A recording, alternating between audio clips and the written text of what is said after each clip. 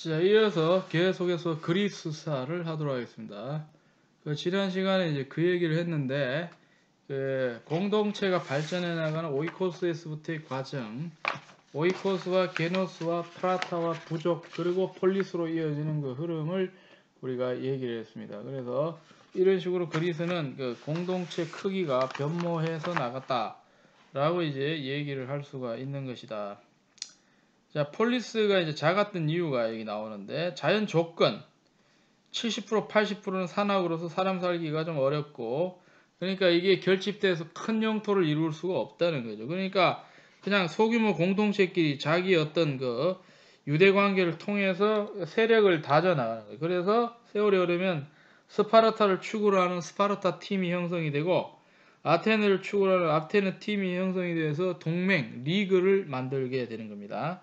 그런 식으로 해서 이제 고대에 있어서의 그리스의 발전은 영토 국가로 나가기 힘든 것. 근데 이제 영토 국가를 만들어 버린 것은 세월이 흐르면 알렉산더에 의해서 만들어지는 것이죠. 그래서 그리스를 이제 통일하게 되는 그런 일은 후대에 가서 이루어지고, 이 아테네하고 스파르타는 자기끼리 나누어져 가지고 이 라이벌 관계를 형성해 나갔던 것이 그리스에서의 역사 전개, 정치 체제, 그리고 사회 단위가 발전해 나갔던 그런 양상이다라고 얘기를 할 수가 있습니다. 여기는 전형적인 그리스의 민족성이 나타나는데 경쟁적이다. 서로 규모가 비슷하니까 경쟁을 많이 할 수밖에 없죠. 그래서 빈번한 게 자꾸 싸운다는 거죠. 싸우는 건 이제 전쟁을 피할 수가 없는 그런 상황이 된다는 거죠. 그래서 이제 이게 이제 뭐냐면은 이제 그 외교 관계가 좀 독특한 게, 가까운 지역끼리는 관계가 나쁘고 먼 지역하고 친하게 지내면서 가까이 있는 나라를 적대시하게 되는 풍조가 형성이 돼서 그리스가 이게 스스로의 내분을 이제 이끌어내면서 나중에는 전 그리스에 있어서의 어떤 치명적인 내전으로 확대되는 그런 모습으로 나아가게 된다. 이 유명한 펠로폰네소스 전쟁이 그리스끼리 전쟁을 한 거라는 거죠. 거기에는 이러한 그들 속에 내재되어 있는 경쟁성과 민족성이 존재하게 된다는 거죠. 그래서 역사적인 경험을 통해서 공동체가 작은 걸 갖다가 선호하게 된다라고 하는 것이죠. 자, 그 군대는 어떻게 형성이 되느냐면 귀족이 이끌고 나갑니다. 왜냐하면은 국가 체제가 약하기 때문에 그 힘 있는 사람들끼리 주축이 돼 갖고 군대를 갖다 형성을 하게 되고, 군대를 이끌고 나가서 자기들이 책임지고 전쟁을 하죠. 그러면 전쟁에 대한 경제적 비용도 귀족이 주로 담당을 해서 전쟁 나갈 때는 오늘날의 상비군이 있는 국가는 국가 재정으로 전쟁 비용을 충당을 하는데, 그리스 같은 경우는 유력자들이 자기가 알아서 경제적으로 충당을 하기 때문에 이게 이제 자부담이 되는 것이죠. 그래서 이제 중무장 기병하고 보병이 형성이 된다. 보병도 보면 이제 중무장 하느냐 아니면 이제 가벼운 무장이냐 해갖고 이제 중보병, 경보병으로 또 나눌 수가 있다, 그죠? 그래서 이제 이 보병까지는 이제 참정권도 주고 정치적인 어떤 권력을 행사할 수 있도록 해준다는 거죠. 그래서 전쟁은 귀족이 담당한다라고 하는 그런 원리가 있었다. 참주에 대한 개념이 이제 또 나오는데요. 참주는 이제 원래 소아시아에서 발달한 그런 게 이제 그리스로 들어온 건데, 기원전 7세기로 우리가 얘기를 할 수가 있습니다. 자, 그러고 난 다음에 이제 정치 체제를 좀 얘기를 해야 되겠는데, 원래는 그리스도 상당 부분이 왕정이었다라는 거죠. 민주주의는 원래 먼저 생긴 게 아니다라고 하는 거. 왕정에서 귀족정을 하다가 왕 하나 갖고는 못 믿겠다 해서 귀족이 이제 귀족정을 하면, 귀족정 하다가 이제 귀족정도 좀 안 풀리면 참주정으로 가고, 참주정도 폐단이 있을 때 결국은 우리가 많은 사람이 정치에 참여하자. 그래서 데모스크라티아가 이제 만들어진다라고 이제 우리가 얘기를 할 수가 있는 것이라는 거죠. 그러면 데모크라시를 이제 우리가 이해를 하기 위해서는 용어 정리를 한번 해보면은 데모스와 크라티아가 결합되어 있다. 두 개 다 그리스어에서 나온 거거든요. 데모스라고 하는 거하고 크라티아가 이제 결합이 되어 있다는 거죠. 그래서 뭐 어떻게 돼? 데모크라시가 돼버렸다 이 말이죠. 그래서 영어는 데모크라시인데 그게 영어 자체 언어가 아니고 그리스에서 나온 게 결국 이렇게 돼버렸다라고 하는 거지. 데모크라시가 됐다. 데모스와 크라티아. 그럼 데모스는 뭐 크라티아는 뭐냐? 데모스가 바로 영어로 치면 매스, 덩어리, 인구 집단이 되는 거고, 크라티아는 이제 룰이라고 하는, 다스리다라고 하는 동사에서 나온. 그럼 뭡니까? 집단적인 통치가 되는 것이죠. 데모스크라티아가 되어버린다. 데모스크라티아. 그래서 이걸 갖다가 우리가 데모크라시라고 그렇게 얘기를 한다는 거죠. 그래서 다수 지배가 되는 게 지력이 되죠. 그죠? 많은 사람이 다스리더라. 다수가 지배하더라. 그래서 이 데모크라시라고 하는 것은 다수 지배를 얘기하는 것이다. 이렇게 이제 우리가 정의를 내릴 수가 있다 이 말입니다. 그래서 이 민주주의로 가는 그런 과정은 왕정과 귀족정, 참주정, 민주정에 이르게 되는 그런 과정이고, 또 우리가 기억을 해야 되는 건 뭐냐면 이 민주주의가 결코 그리스 많은 지역에서 해진 게 아니다. 그리스의 수많은 지역 중에 일부에 지나진. 그래서 이걸 잘못 알고 있으면 안 됩니다. 그리스는 거의 다 민주주의 했다. 아니죠. 아테네하고 몇 군데밖에 아니에요. 스파르타는 올곧이 처음부터 끝까지 왕정으로 나갔죠. 민주주의를 하지 않았다는 게 거기는. 왜냐면 그걸 그 풍토가 그게 적성이 안 맞는 사람들은 그걸 못 하거든요. 오늘날에도 보세요. 민주주의 말은 좋지만 민주주의 절차상 그대로 하는 나라가 우리 검사를 해봐야 되는데 지구상에 몇 나라가 안 된다 이 말이죠. 상당수는 헌법만 민주주의 헌법 만들지 실제는 누가 통치하냐면은 사람들이 다 암암리에 눈 감아주는데 효율적인 문제가 있어요. 리더십을 한 사람에게 줘가지고는 큰 문제 없으면 그냥 민주주의 안 해도 눈 감아준다는 거죠. 그죠? 그래서 민주주의라고 하는 게 우리가 뚜껑 열어보면 실천하기가 쉽지가 않다라고 하는 거죠. 그래서 그리스에서도 일부 지역에서만 그렇게 하고 넘어가더라라고 얘기를 할 수가 있습니다. 자, 그래서 오늘날 이 민주주의라고 하는 걸 여러분들이 좀 알아야 되는데 그 민주주의가 능사가 아니라는 거예요. 이미 소크라테스가 얘기를 했단 말이에요. 민주주의가 어떤 사람에 의해서 이루어질 때 의미가 있을까라고 했을 때 지혜로운 사람이 통치를 하지 않으면 그 민주주의 말만 민주주의지 민주주의가 아니다라고 얘기를 했단 말이에요. 중우정치에 대한 이 경고를 아주 많이 했다는 거예요. 중우정치는 알죠, 그죠? 무리중자에다가 어리석은 게 많은 사람이 다 어리석으면은 절차는 민주주의 갖고 있어도 어떻게 돼요? 민주주의의 근본 정신 인간을 갖다가 배려하는 그런 게 안 나타난다 이 중우정치란 말이야. 중우정치. 이 중우정치가 오늘날 엄청나게 많이 나타나고 있다. 우리가 살고 있는 21세기에 많은 나라들이 중우정치를 하고 있다. 왜냐하면 사람들이 그게 혹하기 때문에 이 중우정치 예를 하나 들어보면은 뭐 여러분 많이 들어봐서 알죠. 저는 뭐 가보지도 않았지만은 베네수엘라 같은 나라는 어떤 나라냐? 지금 소문이 나기를 최근까지도 국가 권력을 잡았던 사람이 사람들에게 포퓰리즘적인 어떤 정치를 해갖고 각 국민들에게 일정에게 돈을 주면서 자기를 따르라 그래가지고 그 사람들이 그걸 다 믿고 지지하다가 국가가 어떻게 돼요? 거의 뭐 부도날 처지에 지나는 그런 상황이 돼. 이런 것들을 우리가 조심을 해야 된다. 그러기 위해서는 어떻게 돼요? 플라톤이나 아리스토텔레스가 말한 것처럼 지혜로운 사람이 통치를 해야 이게 어떻게 돼요? 이 폐단을 극복할 수가 있다라고 하는 거. 다수결만큼 위험한 것도 없다라고 하는 철인정치라고 하는 얘기를 했단 말이에요. 철인정. 철인이 달리 철이냐 철학자가 정치를 해요. 철학은 지혜를 아는 사람이 정치 권력을 잡아야 되는데 철인정치를 해야 된다라고 이제 얘기를 했단 말이죠. 이제 그거를 갖다가 그리스에서도 그렇게 하지 않았죠. 왜? 정치 권력은 잡은 사람이 마음대로 하고 싶기 때문에 그대로 하지 않는 거죠. 그래서 예전부터 유명한 말을 하는데 절대 권력은 절대 무너지게 말해. 그리고 절대 부패한다.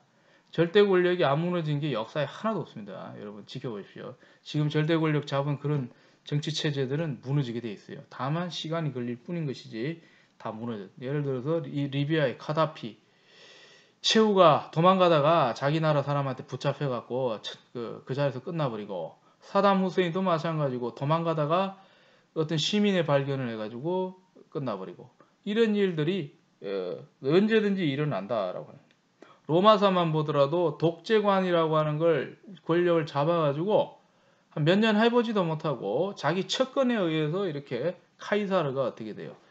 어, 자객에 의해서 칼을 찔려서 죽음을 당하고 했던 거. 우리나라의 1979년도 오늘날에도 많은 사람이 기억을 하는데 41년 전에 청와대에서 저녁 만찬에서 어떻게 돼요? 우리나라 국가 지도자라고 하는 모 대통령이 자기의 가장 신임하던 척근에 의해서 총살이 아니고 이제 총에 맞아 죽는 그런 일이 벌어져. 절대 권력은 절대 부패하게 돼 있고 절대 망하게 돼 있다라고 하는 것은 정말 역사의 불변의 진리다 이렇게 얘기를 할 수 있는데 민주주의가 능사가 아니다라고 하는 그럼 민주주의를 부정하느냐 그게 아니고 민주주의를 어떤 그 내용성을 가지고 발전시켜 나가야 돼. 그러기 위해서는 지혜로운 통치를 해야 된다라고. 투표로 하는 거는 이제 마지못해 갖고 뭔가 결론을 도출할 때 투표지 중요한 것은 의견을 갖다가 잘 어떻게 수렴을 해서 최종 결정권자가 어떻게 행사하느냐에 따라서 그 국가가 어디로 가느냐라고 하는 것이 뭐라 그럽니까 좌우가 됩니다.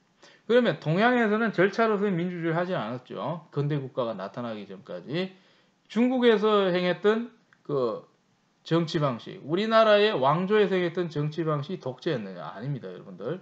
그것은 왕과 신하가 끊임없이 변정법적인 토론을 통해서 결과를 도출했죠. 그렇지 않은 왕이 몇 명 있었는데 그걸 듣기 싫어했던 왕은 어떻게 돼요? 그걸 무시하고 철권을 갖다 휘두르긴 했지만 상당수는 그 신하들의 의견을 갖다 수렴해서 의견이 많이 모이는 쪽으로 그러고 난 다음에 그걸 깊이 생각하는 쪽으로 통치를 했기 때문에 그걸 인내를 갖고 잘했던 치세가 뛰어난 치세였다라고 하는 것이 아니겠습니까?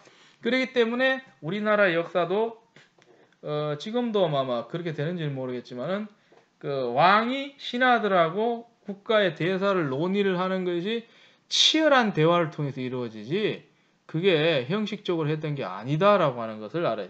중국도 마찬가지입니다. 목숨을 걸고 잘못된 것에 대해서는 왕에게 대해서 끝까지 대들었던 것이 신하의 도리라고 얘기했던 것처럼 정치라고 하는 것은 어떻게 돼?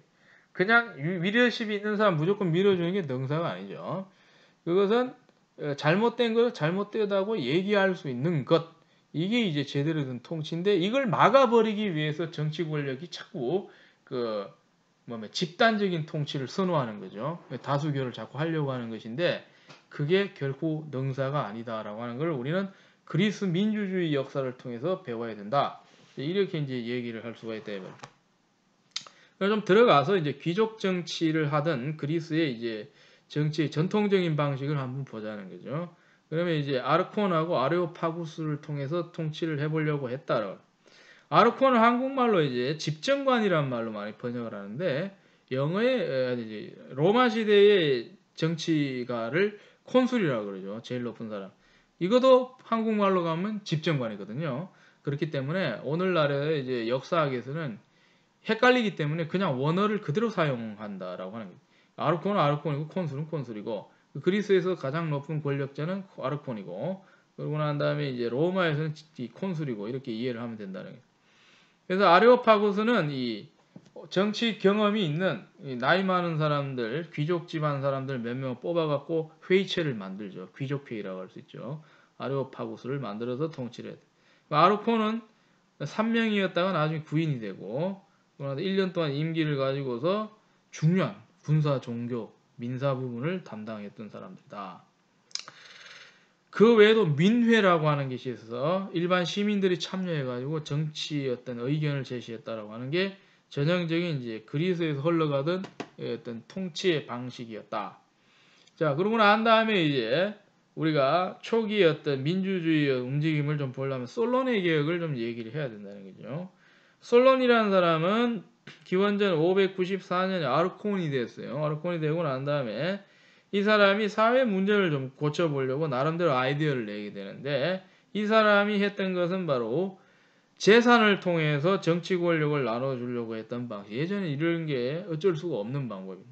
그래서 이걸 갖다가 이제 돈에 의한 정치라고 하는 재산에 따라서 권력을 나누는 거. 이걸 갖다가 금권 정치다 이렇게 얘기해요. 금은 돈금자를 써요. 세금자를 쓰고 권자는 권세 권자를 써갖고 이제 금권 정치다. 아, 솔론의 정치를 이렇게 얘기해요.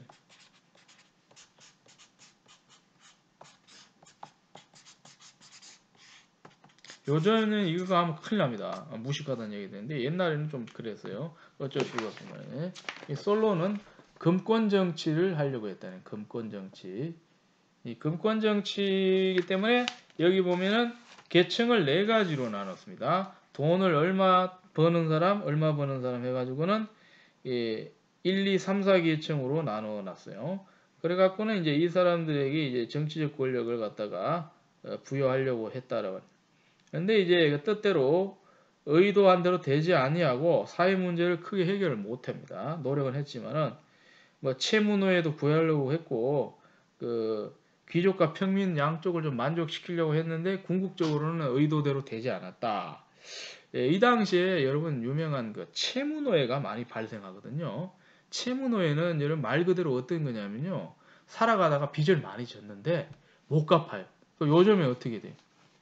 현대사회에서는 노예라고 하는 게 없단 말입니다. 하인, 노예 개념이 평등 사회이기 때문에 빚을 못 갚는다고 해가지고 21세기 한국을 살아가는 사람들인데 누가 이제 돈을 빌려갖고 못 갚아요. 못 갚으면 우리 집에 와서 종로로 대라 자유를 뺏어버려 이런 거 없단 말이에요. 법에 없어요. 이게 있을 수 없는 일. 왜냐하면 인권사상 때문에 안 되거든요. 근데 옛날에는 어떻게 됩니까? 돈도 없고 뭐 할 거 없으면 몸으로 떼오라. 그거 어떻게? 우리 집에 와서 노예해라. 이렇게 된다면 이걸 갖다가 채무노예가 돼.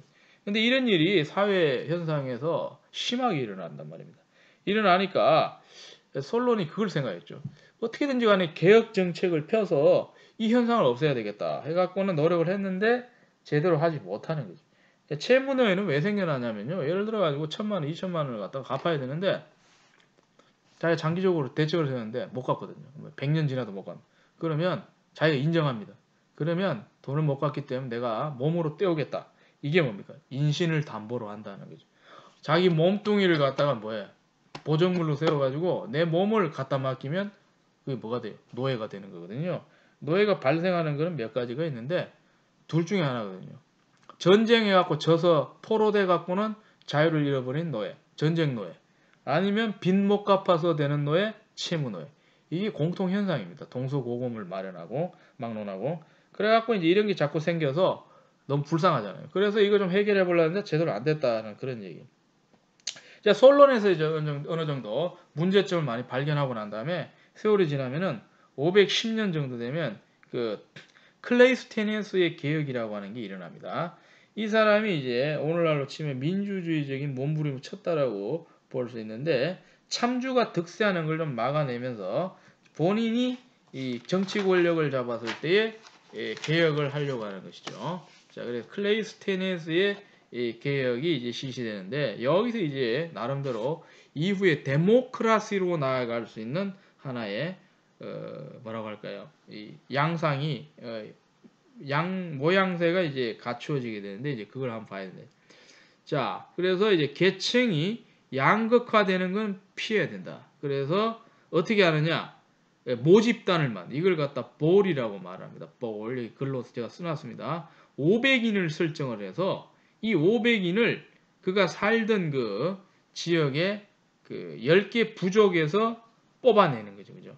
그러면 각 부족마다 50인씩 보내는 거죠. 평등한 거 아닙니까? 그래서 여기서 뭘 만드냐? 정치적인 일을 할 수 있는 사람들을 만들어내는 것. 이제 이게 바로 그 클레이스테니스가 말했던 이 뭐라 그래요? 그 개혁 아니다. 민주주의 개혁이다 이 말이죠. 자, 그러고 난 다음에 실시했던 게 뭐냐면요. 혹시라도 그 기존에 자기 기득권 갖고 득세하는 사람을 막아내기 위해서 했던 게 뭐냐면 도편 추방제를 오스트라키스무스라고 하는데요. 자, 도편이라는 것은 도자기 껍데기 하나 이걸 갖다가 오스트라콘이라고 그러죠. 이 도편입니다. 도자기 껍데기. 거기다 이름을 적는 거죠. 사람들이 좋아하는 사람 이름 적으라는 거예요. 그러면 이제 정치적으로 좋아하는 사람 이름을 쓰겠죠. 김모씨 뭐 이렇게 쓴단 말이에요. 그게 어디에 쓰냐면 종이가 없던 시대니까 글자를 기록할 수 있는 그런 표면이 있는 데다 적으니까 도자기 껍데기에다가 쓴단 말입니다. 그래갖고는 뭐 누구 이름 적거든요. 그래서 이름이 가장 많이 나오는 사람을 정치적으로 어떻게 돼요? 역으로 배제시켜버려요. 다른 나라로 보내버려. 10년 동안 추방하고 돌아오게 해서 쉽게 말해서 기독권 세력들이 함부로 인기에 편성하거나 아니면 자기 힘에 편성해서 정치 권력을 잡는 일들이 있기 때문에 그걸 막으려고 했던 것이 바로 오스트라키즘이라 해서 이게 도편 추방죄를 했다라고 하는 것이죠. 자, 여기까지 얘기를 하면서 간략하게 민주주의의 발전사를 간략하게 한번 짚어봤고, 이제는 대외관계를 좀 얘기를 해야 되는데, 이제 페르시아가 발전하면서 그리스 세계로 팽창하는 걸 PPT를 갖고 좀 얘기를 해보려고 하니까, 그러면 역사적 전개를 좀 얘기를 해야 된다, 그런 얘기인데,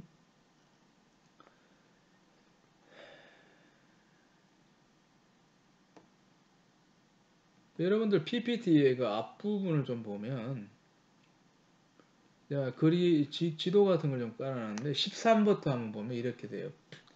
신아시리아 제국이 이 위세를 떨치다가 신바빌로니아 제국에서 망하고, 신바빌로니아 제국이 어마어마한 큰 영토를 갖고 있다가 키루스에서 망하고, 키루스가 결국은 뭐가 된다? 아카이메네스 왕조를 형성을 하는 거지. 이게 바로 고대 페르시아 제국이지. 퍼시안 임파이어가 나온다 이 말입니다. 기원전 539년에 키루스에 의해서 아카이메네스 왕조가 형성이 되는, 페르시아 제국이 형성이 되는, 여기서부터 그리스로 쳐들어 올 때까지가 50년이 안 걸립니다. 몇 번에 걸쳐서 지배자가 바뀌면서 계속 영토가 커지는 거죠. 페르시아 제국 539년 키루스, 여기가 만든 것이 바로 아카이메네스 왕조를 만들어 갖고는 대대로 지역 곳곳으로 팽창을 실시를 한다. 그래서 키루스 이후에 캄비세스라고 하는 그 후계자가 이집트 쪽으로 이제 팽창해 나가게 되고, 주변에 있는 많은 나라를 이제 복속을 하게 되죠. 그러고 난 다음에 이제 다리우스라고 하는 왕이 있을 때 1차 그리스 침공이 이루어지고, 그 사람의 아들이 크세력세스 1세가 480년이 되면 다시 2차 침공을 하게 되고, 그 사람이 지고 가고 난 다음부터는 큰 침공을 못하죠. 아주 국지적인 도발을 하지 대놓고 못 쳐들어오는 그런 상황이 벌어지는, 여기 전반적으로 페르시아 제국의 정치적인 행보다라고 우리가 얘기를 할 수가 있다 이 말이죠. 자, 그렇게 되었을 때에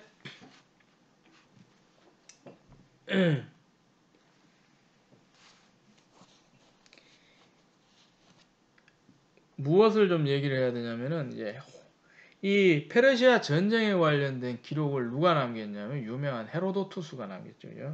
헤로도투스는 여러분 알다시피 역사의 아버지죠, 아버지.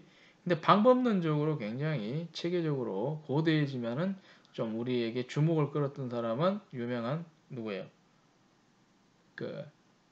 이 헤로도투스에서 얼마 지나지 않아서 한 몇십 년 지나면 나오는 유명한 투키디데스죠. 이 두 사람이 고대 역사에 그런 큼직한 서술을 하는 바람에 역사학 자체가 발전할 수 있게 됐다라고 얘기를 할 수가 있는 것입니다. 자, 그렇게 됐을 때 헤로도투스를 좀 얘기를 하자면은 기원전 480년 정도쯤에 태어났을 것이라고 추측이 되고, 427년이나 그때쯤에 아마 죽었다. 그러면 이 사람은 어렸을 때에 페르시아 전쟁이 거의 끝났기 때문에 눈으로 본 기억은 없다. 다만 본인이 그걸 겪었던 사람에게 생생히 들었겠죠. 그죠? 그걸 가지고서 이후에 본인이 현장 답사를 가서 곳곳을 직접 자기 눈으로 봄으로써 저술을 한 것이 바로 유명한 히스토리아라고 하는 역사 서술을 남기게 됐다. 이렇게 얘기를 할 수 있습니다. 그가 남긴 역사라고 하는 책은 총 9개의 책으로 구성이 되어 있거든요. 그래서 제가 이제 이 얘기가 나온 김에 오늘날 우리나라 한국말로 번역된 게 몇 개가 있어요. 이것뿐만 아니라 여러 개가 있는데 이게 최신 버전이긴 해요. 그래서 이 이름이 누구냐면 그 박현태가 이제 번역을 했는데, 물론 그 영어로서 번역을 했죠. 오리지널 그 뭡니까 그리스어 번역은 아니지만은 그리스어 번역은 아마 구하기 쉽지가 않을 겁니다. 왜냐 번역하려면 분량이 너무 많아가지고. 그래서 이분이 이제 그 번역을 했는데 읽어보면 내용이 괜찮습니다. 그래서 요게 그 동서문화사라고 주로 고전책을 많이 번역하는 출판사, 헤로도투스의 역사라고 하는 책이 있습니다. 그래서 면모를 알고 싶으면 여러분들이 가서 이걸 한번 보세요. 이렇게 아마 중독 안에 있을 거라고 제가 생각이 되는데, 이 헤로도투스의 역사는 굉장히 중요하다. 그래서 이 책인데, 이 책이 이제 9개 구조로 되어 있다는 거예요. 9권으로 되어 있다. 9권. 이렇게 한 권으로 된 거는 우리가 오늘날 한 권이고, 원서가 만들어질 때는 9가지로 편제가 되어 있다면 1권, 2권 이렇게. 그래서 9개 권이 있는데 전쟁만 나오는 거는 여기서 퍼센테이지가 안 높다는 거죠. 상당수가 전쟁 나기 전 상황을 길게 서술하고 있다.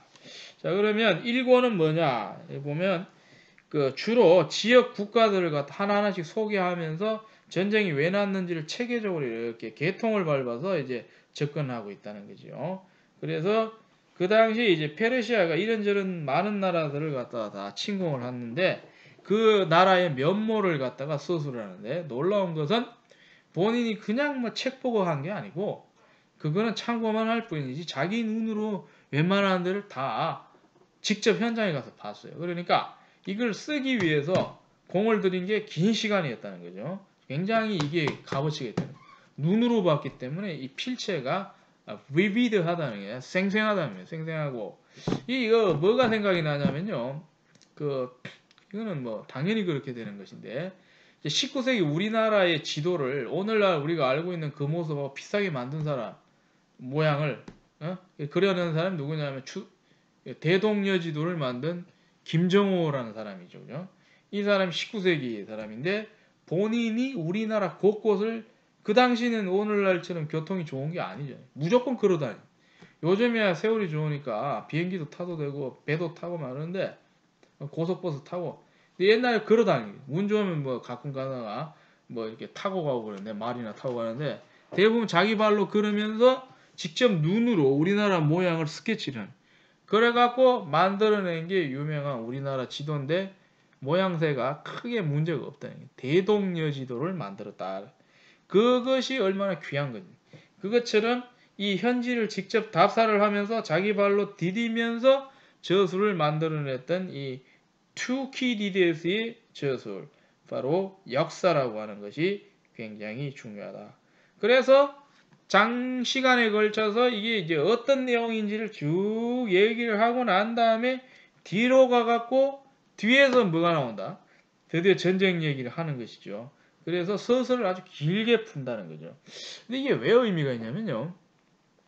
우리가 이제 역사 논문이든지 역사 연구를 해보면 그 중요한 게 뭐냐면, 우리가 어떤 사건을 한단 말입니다. 보통 뭐 정치를 하고 전쟁에 대해서 많이 쓰는데요. 이걸 쓰기 위해서 뭐가 중요하냐면요. 원인 분석이 제일 중요합니다.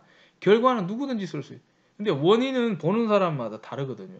자료를 어떻게 보느냐에 따라서 해석이 달라지기 때문에, 이거를 갖다가 이 실제를 잘 쓰기 위해서 배경 조사를 철저히 했다는데 역사가로서의 면모가 보인다는 거예요. 물론 뭐 이 사람에는 아직까지 신화의 어떤 인식 세계를 벗어난 게 아니어서 황당무계한 뭐 신의 어떤 개입이랄까 이런 것들도 뭐 쓰고 있긴 한데, 투키디데스에 가면 그게 거의 없어지거든요. 그런데 그런 것들은 좀 안타까운 한계이긴 하지만은, 이걸 고정하기 위해서는 엄청난 노력을 들인 것은 굉장히 뛰어나고, 어떻게 보면 마든한 사고방식을 지니고 있었다. 이렇게 얘기가 되고, 현대에 와서 이 사람 평가가 예전처럼 이렇게 박하지가 않고 긍정적인 것이 많이 드러나고 있다. 이렇게 볼 수가 있습니다. 그래서 1, 2, 3, 4, 5, 6권은 주로 전쟁 나기 전에 무슨 일이 벌어졌는지, 특히 전쟁의 어떤 보이지 않는 배경들을 쓰고 있고, 7, 8, 9권에 가게 되면 이제 쭉 전쟁 얘기가 나옵니다. 쭉 전쟁 얘기가 나오면서 7권 보면 크세력세스의 원정 준비, 테르모필라의 전투, 8권 가면은 해전이 쭉 나오고, 9권에 가면은 이제 마로디니우스가 패전하는 게 쭉 나오고, 그래갖고 이제 끝나게 되는 그런 얘기가 바로 이 헤로도투스의 이 전쟁에 대한 서술이다 라고 하는 것이 이제 우리가 얘기할 수 있는 것이다. 헤로도투스가 닦아놓은 게 있기 때문에 우리가 그 덕을 많이 보고 지금 그걸 갖다 연구할 수 있는 여지가 생기고 15번을 보세요. PPT를 15번을 보면요. 페르시아 전쟁이 일어날 무렵에 페르시아가 차지하고 있던 영토를 보세요.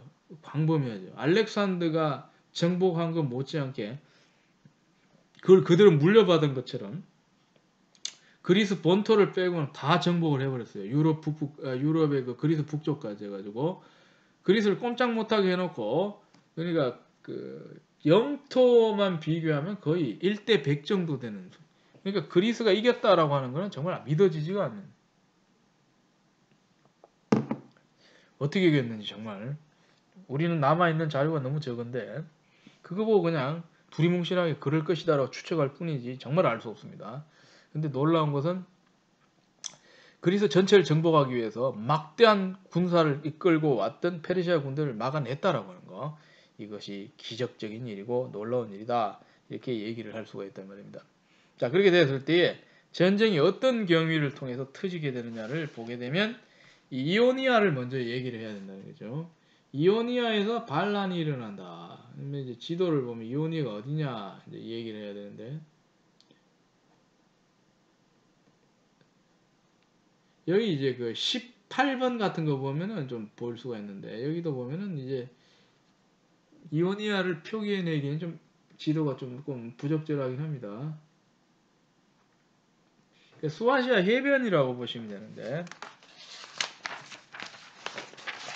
이오니아에서 반란이 일어나기 때문에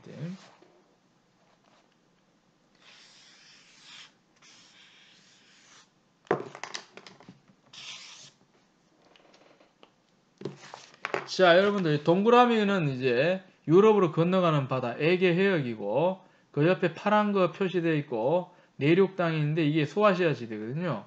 소아시아 지대를 여기를 이오니아 지대라고 그러거든요. 이오니아.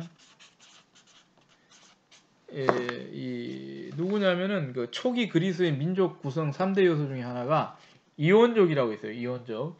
이온족을 갖다 이오니아인들이라고 그러는데 이 사람들이 살던 데가 소아시아지. 소아시아에서 페르시아 지배를 당하고 있었는데 이 사람들이 반대를 자꾸 한단 말입니다. 왜냐하면 독립하고 싶다는 거예요. 그러면 소아시아는 어떤 민족적인 특성이 있냐면은 BC 8세기, 7세기부터 건너가요. 예. 그래서 본토 인구가 많아가지고 먹는 문제뿐만 아니라 생활하기가 힘들어져서 좀 더 이렇게 뭐랄까 사람 살기 좋은 데로 넘어간다 해서 바다를 타고 건너가서 그리스인들이 식민지 곳곳을 세우거든요. 터키 오늘날 서해안 지역에. 그래갖고는 여기에 정착을 하다 보니까 거기 원래 원주민도 있지만은 아주 많은 사람들이 원래는 그리스 사람들이죠. 이 그리스 사람들이 살고 있었는데 세월이 지나니까 페르시아가 팽창을 해가지고는 어떻게 돼요? 서쪽으로 막 몰려오면서 주변 지역을 자꾸 복속을 하니까 여기 지배하에 들어가게 됩니다. 들어가게 되니까 이 사람들이 뭘 잃어버리냐면은 자기 자유롭게 살던 독립을 잃어버리니까 페르시아 지배당하는 게 싫고 틈만 나면은 자꾸 독립하려고 움직임을 보여. 그래갖고 이때만 하더라도 대략 여기에 보면 499년으로 나오죠. 그죠? 밀레투스라고 하는 이 바다를 끼고 있는 그런 항구라고 볼 수 있는데 여기에서 그 참주, 그러니까 지배자죠. 그죠? 아리스타코라스가 어떻게 돼요? 페르시아 지배에 반기를 들게 돼. 그래갖고 이제 독립을 하려고 하니까 페르시아가 이제 그걸 갖다가 가만히 두지 않고 군대를 이끌고 이제 진압을 하러 오게 된단 말이에요. 그러니까 어떤 일이 벌어지냐면은 이 밀레투스에서는 위기가 왔으니까 자기들이 정신적으로 숨기고 있는 아테네와 스파르타의 원병을 요청하게 돼요. 우리를 구하러 와 주시오. 우리는 독립해서 그리스 쪽으로 살려고 한다. 이렇게 얘기를 하니까 이제 스파르타하고 그리스가 이제 아테네가 고민을 하는데 누구를 막아야 되냐면은 지금 어마어마하게 커져버린 대제국 페르시아를 막아내기 위해서 그 침공 위기에 있는 조그만 나라 손바닥만한 밀레투스를 돕기 위해서 군대를 보낸다. 고민이 많이 되는 거거든요. 군대 보냈다가 나중에 원망을 사가지고는 빌미를 잡히면 침공을 당할 거니까 스파르타는 어떻게 했냐면은 자꾸 떠보고 있고, 아테네도 마찬가지로 안 보낼라 그러고, 그래갖고는 사신을 붙잡고 질질 끌지를 않나. 그래갖고는 어떻게 돼요? 이걸 갖다가 제대로 속 시원하게 원병을 주지 못하는 그런 상황이긴.